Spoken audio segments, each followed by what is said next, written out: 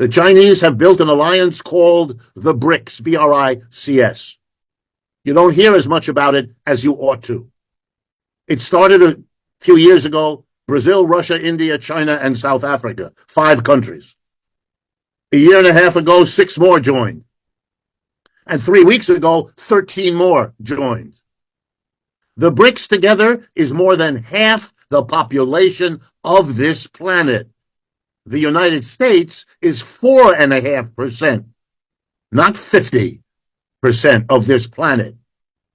The total output of goods and services in the BRICS is significantly larger already than the total output of the United States and its major allies, known as the G7. The United States, Canada, Japan, Britain, France, Germany, and Italy.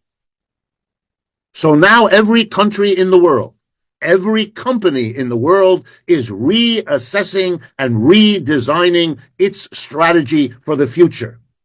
And what do I mean? They're redesigning because the dominant player in the world of the last 70 years, the United States, isn't the dominant player anymore. There is a bigger player, richer player in the BRICS, which means if you're going to build a railroad in your country, you don't just go to Washington or London or Paris. You may go to them, but you're going to ask them what offer they can make, and then you're going to compare it to what you can get from Beijing, New Delhi, and Sao Paulo. And in case after case, the choice is made to go with the BRICS, not the West. So what do I mean?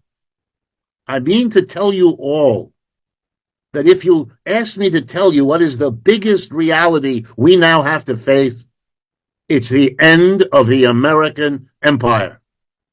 What we inherited from the British, because they had the last empire before this one, is now over, and there is zero chance it's coming back. It ought to have been a central issue in the presidential election we just had.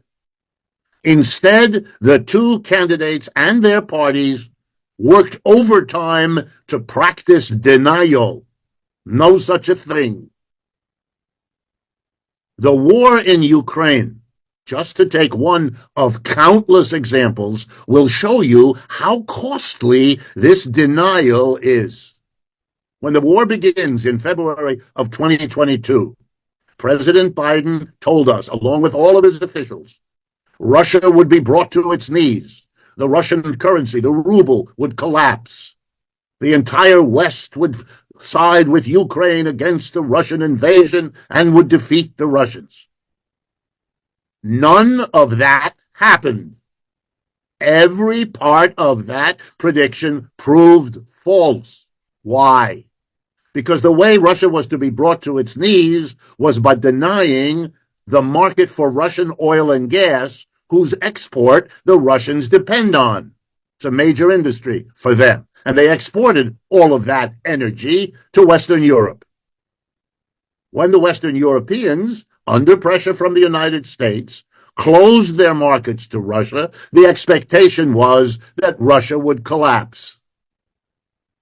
Instead, Russia went to its allies in the BRICS, above all China and India, and arranged to sell to them the oil and gas they no longer sold to the Europeans. As a result, Russia is growing faster this year than the United States, and it has grown at a faster rate than the United States throughout the war. You couldn't be more mistaken than this. That's what it means if you deny a reality.